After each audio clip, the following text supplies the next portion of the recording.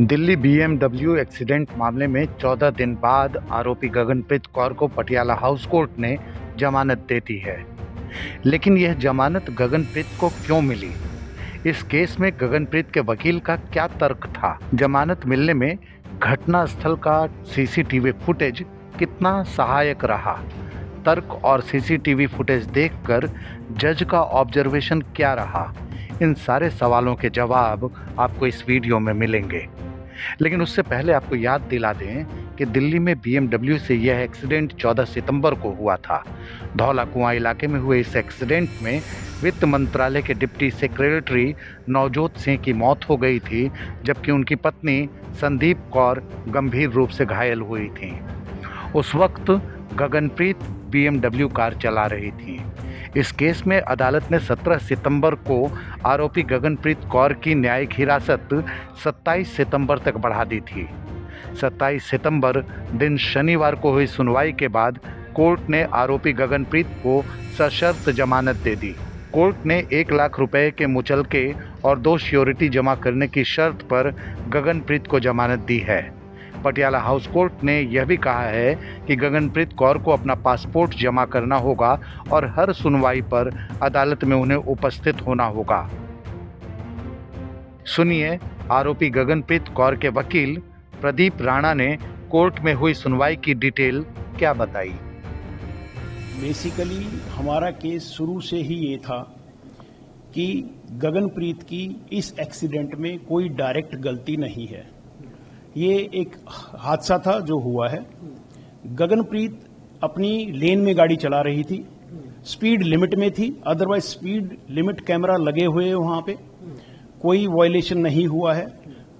Unintentionally Gaganpreet की गाड़ी footpath से टकराई और फ्लिप ओवर होके जब वापसी गाड़ी टर्टल्ड हुई तो वो अनइंटेंशनली बाइक से जाके टकराई है और बाइक उसके बाद बस से जाके टकराई है। ये सीसीटीवी में स्पष्ट तौर पे देखा जा सकता है और हम शुरू से ही ये कहते आ रहे हैं कि आप सीसीटीवी निकलवाइए जो एक्सीडेंट को कवर करते हैं। हमारी बात पे गौर नहीं किया गया। हमने फाइनली कोर्ट में एप्लीकेशन लगाई, डाटा जो सीसीटीवी फुटेज थी उसको प्रिजर्व कराया और हमने कोर्ट के सामने मंगवाया। कोर्ट ने जब सीसीटीवी फुटेज देखी तो जो हम आर्ग्यूमेंट कर रहे थे वो एग्जैक्ट सेम टू सेम निकले।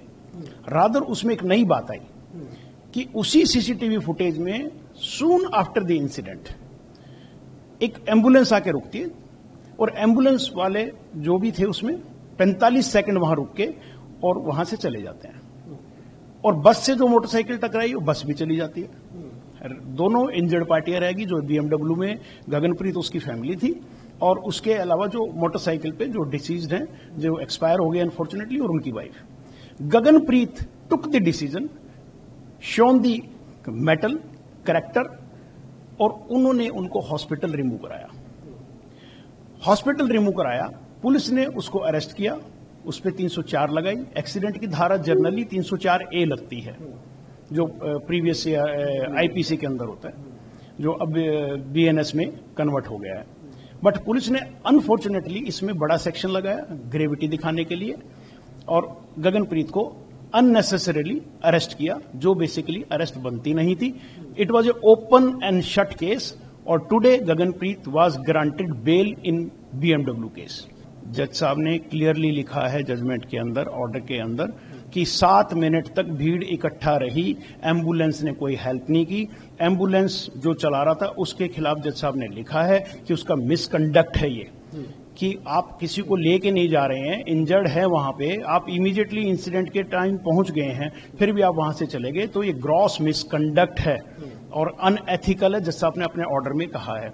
बस वाले वहां से चले गए बिना ये देखे कि कोई मोटरसाइकिल उनसे आके टकराई है, क्या नुकसान हुआ, किसको चोट लगी, वो भी चले गए। जैसा आपने ये भी ऑब्जर्व किया, जैसा आपने ये भी ऑब्जर्व किया है कि वो लेडी, एक गगनप्रीत, 7 मिनट तक जब किसी ने हेल्प नहीं की तो किसी वैन से इंजर्ड को रिमूव करके लेके जा रही है, तो उसकी मेलाफाइडी नहीं उसकी हो सकती, उसकी बोनाफाइडी हो सकती है in order to provide the treatment to the injured.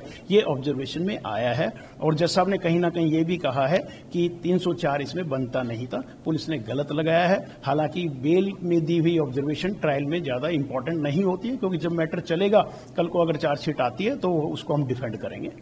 जज साहब ने बार बार पीपी साहब से पूछा, बार बार इन्वेस्टिगेटिंग एजेंसी से पूछा कि आपके पास कोई एविडेंस है, कोई एनी एलिमेंट और एनी विस्पर ऑफ एविडेंस जिसमें आप ये कह सकते हो कि बीएमडब्ल्यू ओवर स्पीड थी।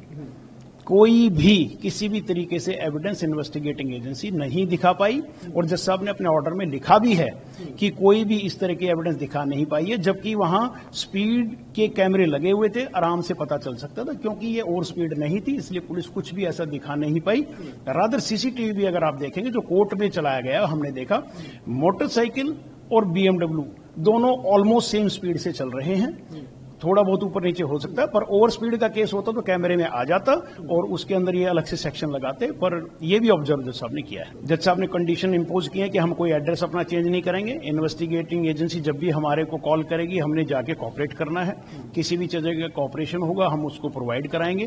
और हमने हर वीक अपनी लाइव लोकेशन से आईओ साहब को इन्फॉर्म करना है कि we are not living this station. इस तरह की जो जनरल कंडीशंस होती हैं आजकल बेल में, वो कंडीशन जज साहब ने इम्पोज की हैं। क्या कोई विदेश जाने या पासपोर्ट वाली कंडीशन जज साहब ने बोला है पासपोर्ट के लिए, तो जब भी हम जाएंगे तो वो परमिशन लेके जाएंगे। अगर हमने जाना होगा तो आप समझिए कि राइट फ्रॉम द बिगिनिंग हमने कभी भी ऐसा कोई काम नहीं किया जिससे हमने, जज साहब ने ये भी लिखा है कि मौका से या हॉस्पिटल से गगनप्रीत ने भागने की कोई कोशिश नहीं की। ये भी एक अपने आप में ऑब्जर्वेशन है जो बड़ी इंपॉर्टेंट है इस केस के लिए। हमने देखो बेल होने के लिए एक प्रक्रिया है जिसका हमने पालन किया है। हमने जमानती उसमें फाइल कर दी है, उनके डॉक्यूमेंट्स फाइल कर दिए, जज साहब ने उसको अलाउ कर दिया, वेरीफाई कर लिया है। और उसके बाद फर्दर प्रक्रिया ये होती है कि जज साहब स्टाफ के थ्रू और जो प्रक्रिया उसके थ्रू रिलीज वारंट भेजे जाते हैं जिसमें शाम को मुलजिम छूटता है। ये प्रक्रिया है जो हमने प्रक्रिया करनी थी, जो हमारे पार्ट पे जो प्रक्रिया थी वो हम उसकी पूरी कर चुके हैं और जज साहब उसको एक्सेप्ट कर चुके हैं। बाकी फॉर्मेलिटी होती है जो रिलीज होने के टाइम होती है, जो मुलजिमान से सिग्नेचर वगैरह जेल अथॉरिटी कराती है। तो बाकी कोई ऐसी इस समय पेंडेंसी नहीं है जिसके कारण आप ये कह सकें कि वो रिलीज नहीं होंगी।